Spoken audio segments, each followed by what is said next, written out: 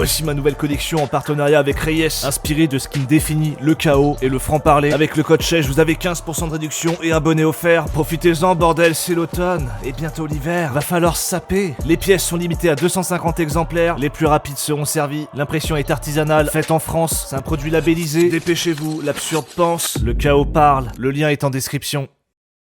Et dis donc, là, il y a un petit jeu qui pointe le bout de son nez. Ark Rider. A priori, c'est un extraction shooter. Je déteste les extraction shooters. Mais je me suis dit, tout le monde s'enjaille. Alors pourquoi pas moi? Eh oui, je suis très influençable. Alors je l'ai téléchargé. Je donne donc ma date de naissance, mon pseudonyme, mon numéro de carte bancaire. Et en avant Guingamp, c'est parti. On a donc une introduction qui nous pose un peu le décor, avec des gens qui marchent dans des environnements abandonnés. Et en gros, on nous explique qu'on fait partie d'une colonie, réfugiée sous terre, mais qui dépend de provisionnement venant de la surface. C'est un petit peu des Stranding finalement. Du coup, nous, on va jouer un Raiders qui va aller à la surface pour récupérer ces fameuses ressources. Bon, évidemment, si les gens ne vont pas à la surface, c'est parce qu'il y a une menace. Ce sont des espèces de robots de cons qui défoncent tous les humains qu'ils croisent. Et comme les humains sont très intelligents, plutôt que de faire face ensemble contre les robots, ils ont décidé de s'entretuer pour récupérer les ressources. C'est extrêmement malin. Enfin voilà, c'est Ark Riders et on va commencer tout de suite avec le tutoriel. Et il va falloir que je change des touches avant de commencer. Évidemment, durant ce tutoriel, on va apprendre à fouiller, à faire attention aux humains que vous allez croiser.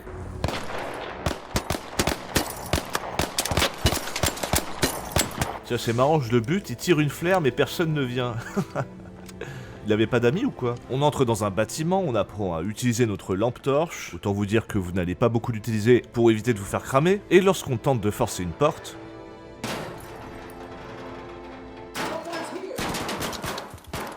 on se fait fusiller le cul, évidemment. On se relève quelques minutes après, on a un peu mal au crâne, mais ça va. Et on apprend donc à se soigner. Et les soins, c'est très lent. Ah, on n'est pas dans Call of, les soins, vous allez les utiliser après les combats. Ou vraiment s'il y a un temps mort, mais faut pas être pressé. Bon, évidemment, comme on a pris cher, on avance prudemment. On trouve ensuite un ascenseur, sauf que l'ascenseur, il fait du bruit, et le bruit attire les robots. Bon, je tire dessus, mais ça a pas l'air non plus d'être la folie. Mais par chance, l'ascenseur arrive, et je peux donc me barrer. En utilisant l'ascenseur, quelqu'un me dit qu'il ne peut pas me laisser entrer tant qu'il ne voit pas mon visage. C'est donc l'heure de la création du personnage, et il va pas être déçu. Visage de vétéran de la guerre du Vietnam, petite couette rousse, on se régale.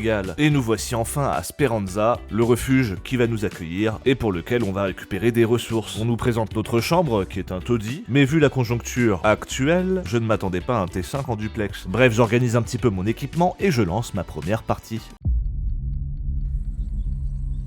Et me voilà donc avec deux autres joueurs, au beau milieu de la pampa, à faire du squat. On fouille quelques bagnoles et on s'approche peu à peu d'un endroit assez dangereux. Alors je dis ça parce que j'entends des tirs au loin.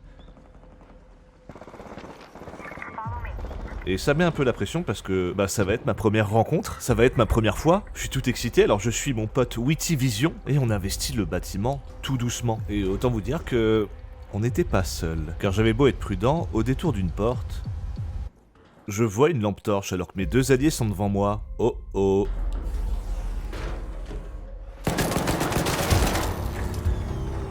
Alors, il a pris ses balles, je sais pas si je lui ai mis cher, mais c'est quoi cette putain d'araignée là? Bon bref, je me fous dans les escaliers et j'attends. Je connais pas la map, je sais pas à quel point on meurt vite, dans le doute, j'ai pas envie de me faire surprendre. Et finalement, j'ai bien fait de rester là.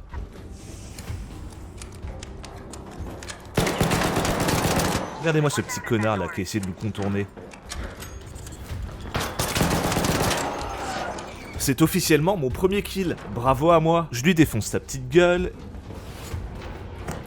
et je le loot. Oh, c'est long.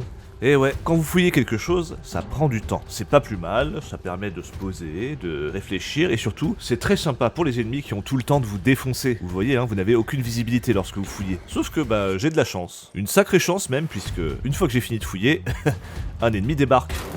Oh l'enculé, je crois qu'il a un fusil à pompe. Il m'a mis très cher, mais du coup je cours vers mes alliés, qui le terminent. Mais putain, c'est quoi cette flaire là dans le bâtiment? Ça n'a aucun sens. En attendant, des robots essaient d'entrer dans le bâtiment pendant qu'on fouille, et comme si ça suffisait pas, il y a un connard qui nous balance des grenades par derrière. Alors toi mon gars,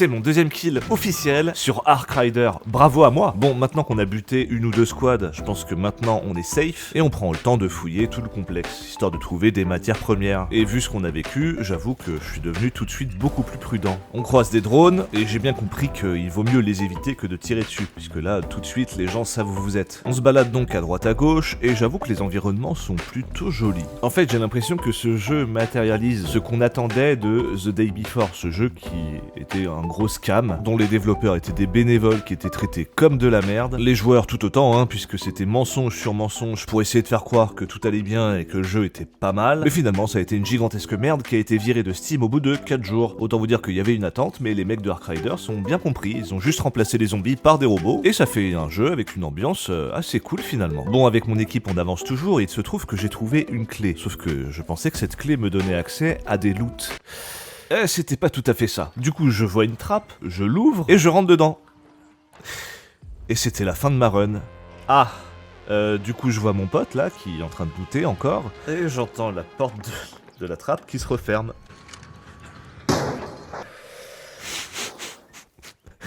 Et là, il regarde la porte, et il se dit « Ah, oh non, bon, tu m'en veux pas, hein, mais je vais pas regarder ta game, je suis beaucoup trop gêné. » Et ben voilà, c'était ma première game, on a tué 4 personnes, dont 2 par moi-même, et me voilà de retour à Speranza avec moult ressources finalement. Et en vrai, je suis plutôt satisfait, ça s'est bien passé, moi qui pensais me faire défoncer et avoir la haine. Bon, du coup, je fais un petit peu le tour du proprio, hein, j'ai des points de compétence a priori, et autant vous dire que dans les jeux de survie, ce qui prime, c'est de savoir courir vite et longtemps. Du coup, je mets mes points en endurance. Bon, le hub est un peu bordélique, hein, mais en gros, on a notre inventaire, hein, donc soit on garde certaines ressources pour le craft, soit on revend les objets, on peut aussi les recycler, et évidemment on peut fabriquer des objets. Alors ça c'est très cool de fabriquer des objets, mais il y a un truc que j'aime pas trop dans l'extract shooter, et pourtant c'est le principe même du jeu, c'est de perdre son équipement. C'est pas un truc que j'aime beaucoup. Mais du coup, comme c'est le début, je me pointe toujours avec du stuff un peu gratuit, et ça fait le taf. Je lance donc la deuxième partie, et autant vous dire que c'était une toute autre aventure.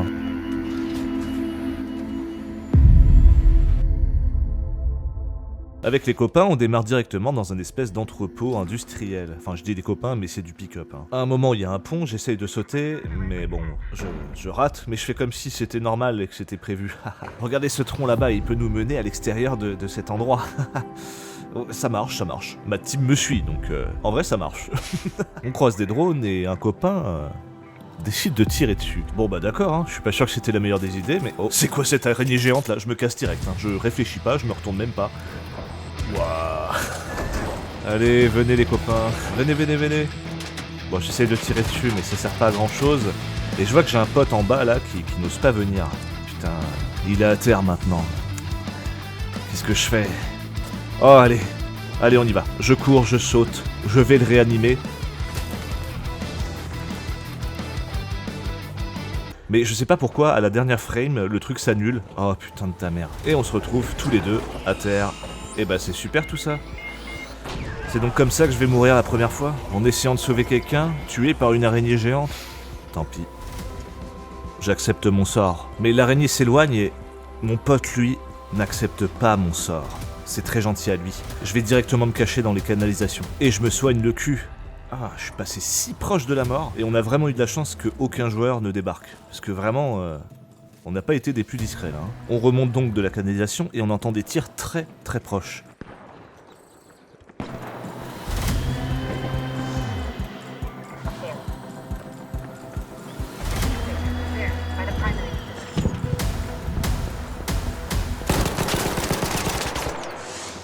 Ah, désolé mon pote, t'es passé entre les mauvais rochers. J'avoue que j'ai un petit peu de pitié pour lui, mais bon, je le fouille, et ciao, bonsoir. Avec mon compagnon, nous décidons d'aller vers l'ascenseur le plus proche, afin de nous casser. A priori, il y a des joueurs très très proches qui se battent contre des drones, mais je prends quand même le temps d'appeler l'ascenseur. Ah, c'est pas un bruit que j'aime beaucoup, ça. Ouais, il y a un drone qui vient nous casser les couilles, et j'avoue que s'il y a des joueurs qui débarquent, là, ça peut vraiment nous foutre dans la merde. Waouh, il y a 2 autres drones. Putain, mais cassez-vous, laissez-nous tranquilles là. L'ascenseur s'ouvre, je rush dedans. Et putain... Je sais pas par quel miracle, mais on s'en est sorti. Ah, c'est intense, hein. Olé. Bon, après j'ai fait 2-3 autres parties, mais plus ou moins intéressantes, hein, notamment une où j'ai pas croisé un seul joueur, et d'autres où j'ai essayé de jouer en solo, mais en fait comme je la joue discret, il s'est pas passé des choses formidables, hein, je vais pas vous mentir. Imaginez juste un rat qui sort la nuit pour venir manger dans les poubelles, c'est moi. Voilà, c'est ma vie, c'est ce que j'ai fait. J'existe pas, je fouille et je me casse. Enfin voilà, c'était quand même assez intéressant. Je vais y jouer quand le jeu sortira, parce que bon là j'avais pas assez à grand chose, mais franchement j'ai plutôt apprécié parce que chaque partie raconte une aventure différente à chaque fois. Surtout que là j'ai joué en solo, donc je me dis qu'avec une team avec un cerveau, ça peut être cool pour faire des petits coups de pute là. Ah, ça me rappelle le bon vieux temps. Allez, on verra ça plus tard. Je vous fais des bisous et je vous dis à la prochaine. Ciao. Je pense qu'on peut faire naître le chaos sur ce jeu, hein, en vrai. Mais pas sans mes vêtements Reyes.